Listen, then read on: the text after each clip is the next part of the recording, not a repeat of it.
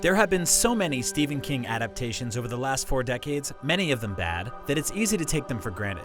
But there is something undeniably appealing about the sensibilities of this prolific author, a visual quality that translates effectively to the screen, and it's something that director Andy Muschietti captures disturbingly well in his adaptation of It.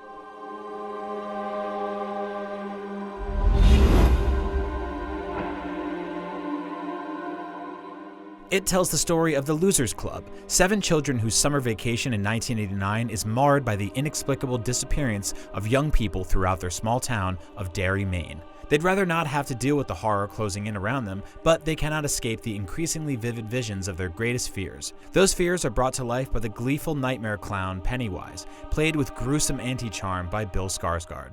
Well, I'm Pennywise, the dancing clown. Eventually, the Losers Club has to take up arms against this monstrosity, but the movie does give them a chance to be kids first. Muschietti understands the talkative ridiculousness of childhood friendships and lets his dynamic young cast relish in the screenplay's snappy, spot-on dialogue. And these child actors are up to the challenge, creating memorable characters who could have easily carried a movie that didn't have a monster in it.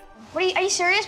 Doesn't smell like caca to me, senor. Have you ever heard of a staph infection? Also, your staph infection. It spends a significant amount of its lengthy runtime on each of the Losers Club's personal experiences with Pennywise in sequences that are perfectly horrifying, if slightly repetitive. Everyone has a distinct moment to wander off alone, look at the thing that scares them, and then watch as that thing is warped to disturbing proportions by Pennywise. But even if you notice a pattern, each set piece is different enough to be scary. When the time comes for the climax, the filmmakers up the ante, making Pennywise one of the most visually extreme horror villains on record. Skarsgård cavorts, contorts, and completely ignores the laws of physics to create a monster whose appearance is so unnatural, it's hard to believe your eyes.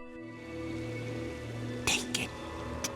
It may not be the best Stephen King movie, even though it comes impressively close, but it's probably the most Stephen King movie. Director Andy Muschietti evokes the author's effortless melodrama and in-your-face psychological torments simultaneously because he seems to understand that these sensibilities bring out the best and, by definition, the worst in one another. Nightmares are scarier when they emerge from happy dreams, and happy endings mean a heck of a lot more when unthinkable horror precedes them. And of course, everything is creepier with a clown in it.